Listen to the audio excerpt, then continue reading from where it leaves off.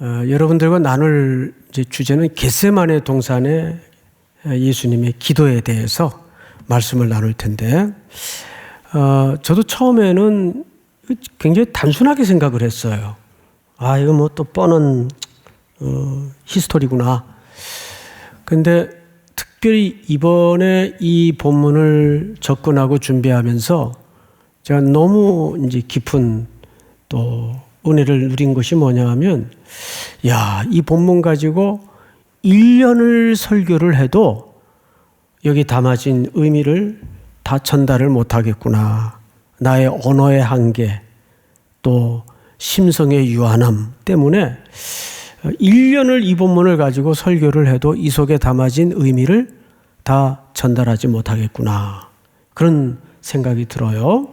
자, 31절을 좀 한번 볼까요? 그때에 예수께서 제자들에게 이르시되 오늘 밤에 너희가 다 나를 버리리라 기록된 바 내가 목자를 치리니 양의 떼가 흩어지리라. 자, 예수님이 두 가지를 얘기하세요. 나를 칠 것이다. 그리고 너희들은 다 흩어져 버릴 것이다. 양 떼는 흩어질 것이다. 이 두 가지 예언을 해요. 이제 막 임박한 본인의 죽음을 앞두고. 그런데 놀랍게도 이것이 기록된 바라는 표현을 써요. 그러면 이미 이 예언이 어디에 있었다는 얘기죠? 기록된 바 그랬으니까 스가랴서에 이 예언이 이미 있었습니다. 스가랴 선지자를 통해서. 그러니까 예수님의 지금 이 막바지에 이른 걸음 한 발자국도 허투루 걸으시는 것이 아니라 이미 구약의 선지자들에 의해서 설명되고 예언된 대로 하나님의 계획과 경륜을 따라 뚜벅 죽음을 맞서서 앞으로 나아가고 있다는 뜻입니다. 그런 장엄한 하나님의 큰 구원의 계획을 염두에 두고 오늘 이 글을 좀 조명해 볼 필요가 있습니다. 32절. 그러나 내가 살아난 후에 이제 고난을 받고 십자가에 죽으시고 사흘 만에 부활할 것을 여기서 암시하고 있죠. 너희보다 먼저 갈릴리로 가리라. 여기 먼저 갈릴리로 가리라라는 말 속에는 어떤 암시가 확약되어 있을까요? 여러분 생각에는. 다시 말해서 제자들이 흩어질 것이고 예수님 때문에 실족해서 다 도망갈 거예요. 그러면 이미 그 속에는 제자들의 실패가 담아져 있단 말이죠. 그런데도 불구하고 주님이 부활하신 후에 먼저 갈릴리로 가리라라는 말 속에는 자기의 행선지를 밝히는 의미를 뛰어넘어서 거기서 제자들과 재회하고 다시 만날 것을 약속하고 있는 거예요. 그러니까 제자들의 실패를 암시함과 동시에 그 실패를 뛰어넘어서 다시 갈릴리라는 현장에서, 근데 이 현장이 사실은 지명적인 의미만은 아니에요. 가난하고 우울하고 슬픔과 재앙이 가득했던 땅에서 그 사역의 현장에서 내가 너희들을 만날 것이다. 그것이 먼저 갈릴리로 가리라라는 말 속에 담아져 있는 암시예요. 자, 또 볼까요? 이때 33절 한번 같이 읽읍시다. 시작. 베드로가 대답하여 이르되 모두 주를 버릴지라도 나는 결코 버리지 않겠나이다. 이게 이제 인간의 속성이 여기 살포시 드러나는데, 아니 베드로가 자기만 저는 주님 절대 안 떠납니다. 이러면 될 거 아니에요? 근데 이 양반이 뭐라 그러냐면 모두 주를 버릴지라도 그 동료들에게 의문의 일패를 남기는 거예요. 얘들이 뭐라 그랬어 지금? 옆에 멀쩡히 서 있다가 다 버릴 수 있는 가능성 있는 인간들로 자리매김이 됐어요. 이게 인간의 끊임없는 우월성과 비교의식과 사실 컴플렉스 때문에 이런 표현이 나오는 거예요. 얘들은 다 주를 버릴지라도 그러면 얘들은 뭐가 되는 거예요? 가만히 서 있다가 천하의 못된 놈들이 돼버리고 말았어요. 베드로 때문에. 자, 그 다음에 보십시다. 예수께서 이르시되 내가 진실로 네게 이르노니 오늘 밤 다굴기 전에 네가 3번 나를 부인하리라. 예수님의 진단과 베드로의 장담은 큰 간극이 있었죠. 자, 여러분, 베드로는 여기서 거짓으로 가식으로 얘기했을까요? 진심으로 얘기했을까요? 진심으로 얘기했죠. 아주 진심으로 얘기했어요. 근데 그 진심의 힘을 예수님은 폄하한 것이 아니라 베드로라는 인간을 봤죠. 아니다. 네 진심은 맞는데 내가 널 볼 때는 닭 울기 전 3번이다 너는. 그 부인하고 나니까 닭이 울죠. 근데 또 어떤 글에는 닭소리 때문에 회개를 했다. 이런 이제 좀 문맥에 맞지 않는 설명들이 가끔 있던데 그건 아니고 어쨌든 3번 부인을 하자 그때 닭이 울었죠. 여러분, 이것이 예수님이 인간을 향한 한 제자와 이 제자의 공동체를 향한 평가였어요. 그리고 이렇게 얘기하십니다. 닭 울기 전에 네가 3번 나를 부인하리라. 35절 베드로가 이르되 내가 주와 함께 죽을지언정 주를 부인하지 않겠나이다 하고 배심한 이 장담을 한 게 아니고 우리는 늘 그 다음 구절을 안 읽어요. 모든 제자도 그와 같이 말하느니라. 여러분, 그러니까 진짜 베드로만 그런 게 아니라 다른 제자들도 장담을 했어요, 안 했어요? 장담을 했죠. 근데 늘 성질 급한 베드로만 끌려 나와서 두드려 맞죠. 근데 성경을 보면 제자들도 열받아가지고 우리도 그렇게 할 수 있습니다 라고 장담을 한 거죠. 자, 그리고 이제 장면이 또 바뀌어요. 근데 이 장면부터는 앞에 문맥과 전혀 동떨어진 문맥이 아니에요. 잘 보세요. 마태가 아주 붓을 들어서 글을 쓸 때 재밌는 구조로 글들을 짰습니다. 36절 제가 읽어드릴게요. 이에 예수께서 제자들과 함께, 이 함께라는 단어가 어디서 방금 봤는데 누가 했던 표현이었어요? 바로 제자들이 했던 표현이었어요. 앞서서 35절을 보시면 내가 주와 함께 죽을지언정, 누가 얘기해요? 베드로가. 그리고 베드로를 포함해서 제자들도, 나머지 제자들도 똑같은 고백을 했단 말이에요.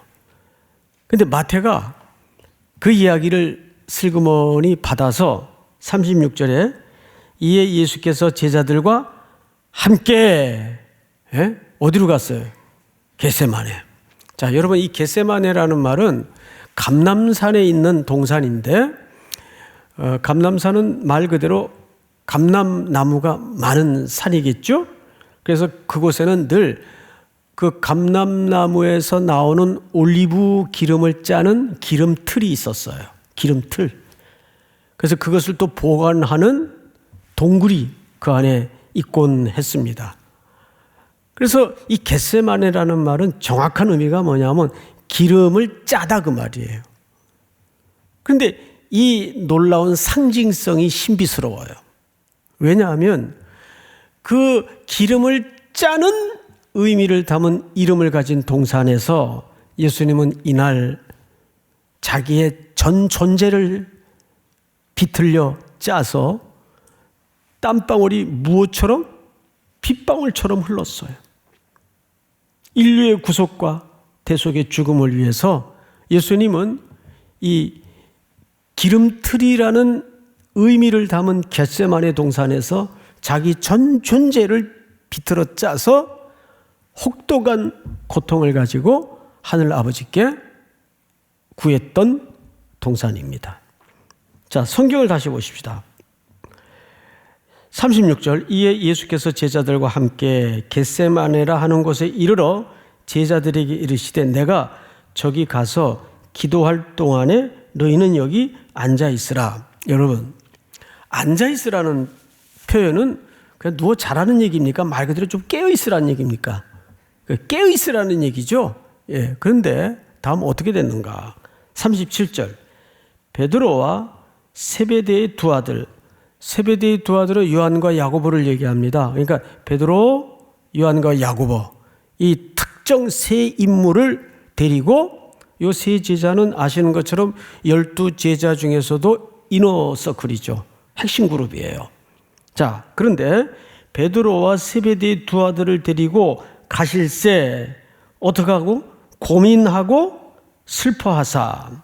그 다음에 또 38절을 보시면 이에 말씀하시되 내 마음이 매우 고민하여 죽게 되었으니. 자, 앞을 잠깐 보십시다. 우리 보통 누군가 이렇게 이제 사회생활을 할 때 어떤 사람이 평소 하지 않던 말이나 하지 않던 행동을 취하면 뭐라고 표현을 하죠? 너 낯설다. 이렇게 표현을 해요. 바로 그 장면이 지금 예수님에 의해서 비춰진 겁니다. 평소 예수님에게서 볼 수 없던 태도가 이 마지막 밤 겟세마네 동산에서 드러나요.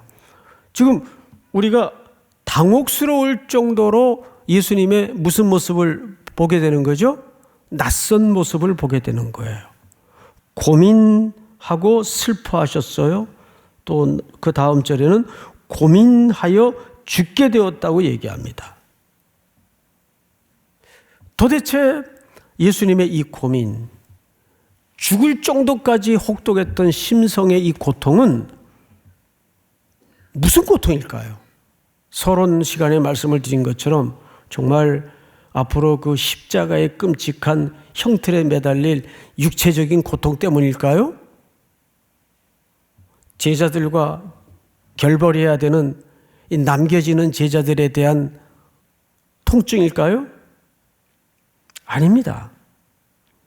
그걸 훨씬 뛰어넘어서 이거를 인문학적이나 휴머니즘적인 그런 차원에서 접근할 문제가 아니고 이 예수님의 겟세마네 동산에서의 이 기도에 담아진 고통은 하나님과 단절되는 고통이에요. 이제 자신은 아버지로부터 끊어져요.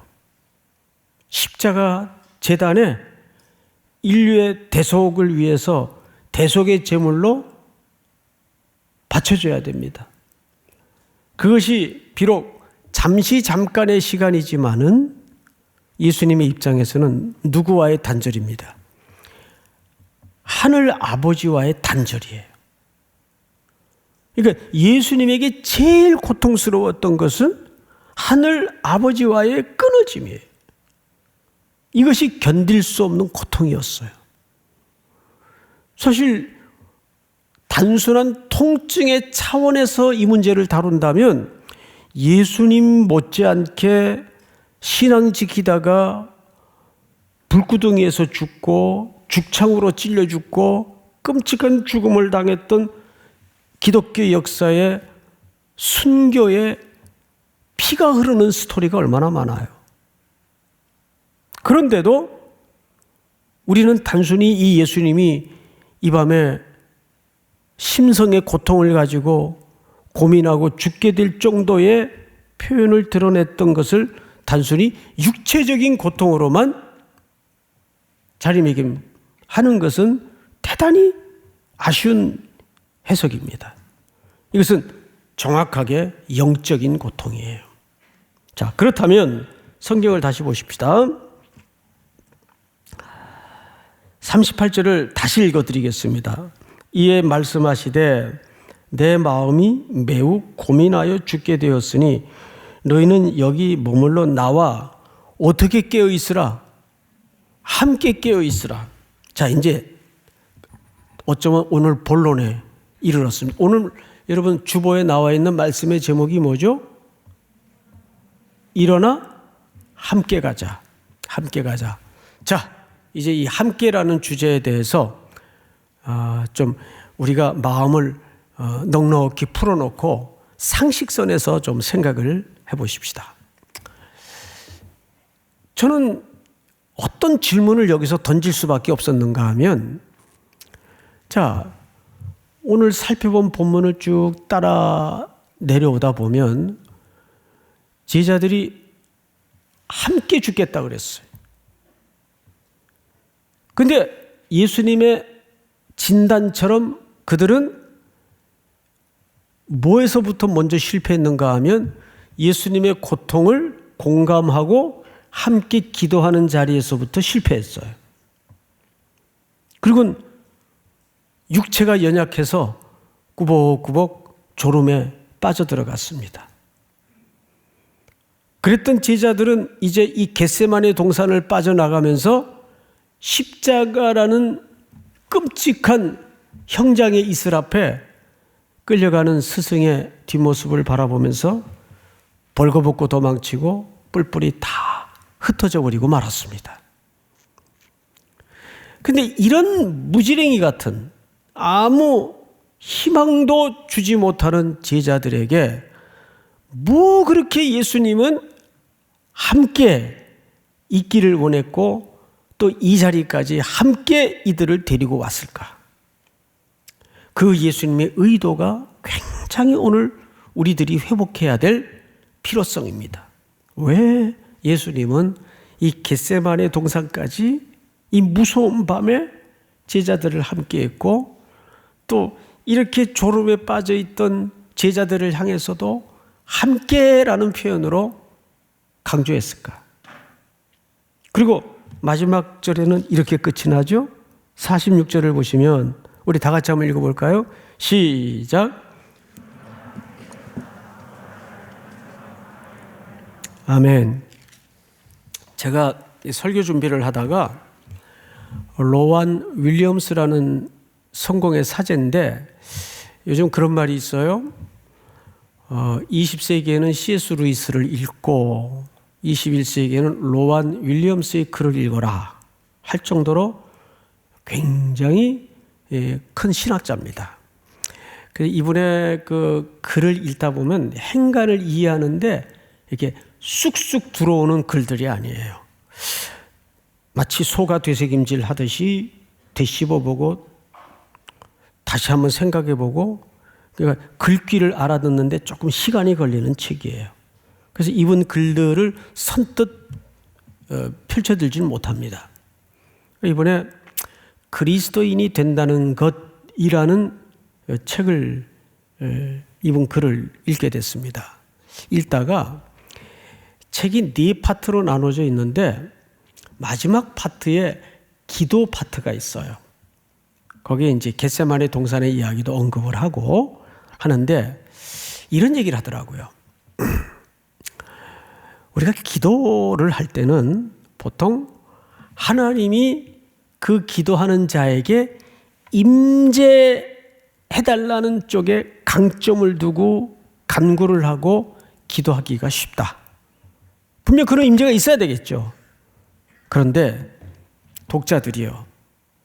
더 중요한 게 뭔지 아는가? 더 중요한 게 뭔지 아는가? 아니, 하나님의 임재보다 더 중요한 게 그 이상 또 있을까? 있다는 거예요. 그게 뭔지 아세요? 우리가 무지하든 실수하든 연약함투성이든 상관없이 하나님은 우리가 하나님과 함께 머무는 것, 함께 마주하는 것을 더 기뻐하시고 즐거워하신다는 거예요. 우리는 꼭 내가 뭔가 번듯하게 제대로 갖추어져서 정말 하나님이 나에 대해서 보람을 갖도록 무슨 보람을 가져요? 그런 거 없어요. 하나님은 보람보다도 여러분들 어떤 상태, 어떤 경우에 있을지라도 그 존재로 하나님은 그저 내 앞에 네가 있는 걸로 나는 너무 기쁘다. 그런 거. 이게 여기서 말하는 함께에 담아진 의미란 말이에요. 그래서 여러분들이 뭐부터 해야 되는지 아세요? 지금 하나님이 나라는 존재에 대해서 그런 마음을 제일 기뻐하신다는 걸 좀 알고 뻔뻔해지고 누릴 줄 알아야 돼요. 그게 진짜 신앙생활의 시작이란 말이에요. 근데 어쩌다가 우리는 신앙생활을 거꾸로 배웠어요. 뭘 해드려야 되고, 어느 부모가 그런 부모가 있어요. 누가복음 15장에 둘째가 아버지 멀쩡히 살아있는데 유산 챙겨가지고 나가서 다 기생들과 팔아먹고 탕진하고 생거지꼴로 되어서 돌아왔는데 그걸로 끝난 거예요. 그냥 아버지는 그걸로 끝난 정도가 아니죠. 온 동리 사람들을 불러다가 좋은 신을 신기고 좋은 옷을 입히고, 그냥 송아지입니까? 살진 송아지를 잡아서 잔치를 하잖아요. 예? 그게 아버지의 기쁨이란 말이에요. 지금 예수님은 인류의 대속을 위해서 겟세마네 동산 한복판에서 너무도 고독하고 너무도 무서운 밤을 너무도 외롭게 온전한 인간으로서 지금 감내하고 있는데, 예수님이 제자들에게 뭐 대단한 거 지금 요구한 거 아니잖아요. 얘들아, 나랑 요 시간만 함께 좀 깨어있자. 나 너무 두렵다. 그것은 하나님과의 끊어지는 고통. 그걸 원하는 거예요. 나하고 좀 함께 있자. 함께. 그 예배 자리가 뭐예요? 그분 앞에 앉아 있는 거 아니에요. 그분 앞에 함께 하는 거예요. 그러니까 예배를 하나님이 기뻐하시는 거예요. 믿습니까? 이걸 우리가 적용으로 들어가자면, 그래, 내가 누군가 함께해서 즐거운 사람이 돼야 되겠다.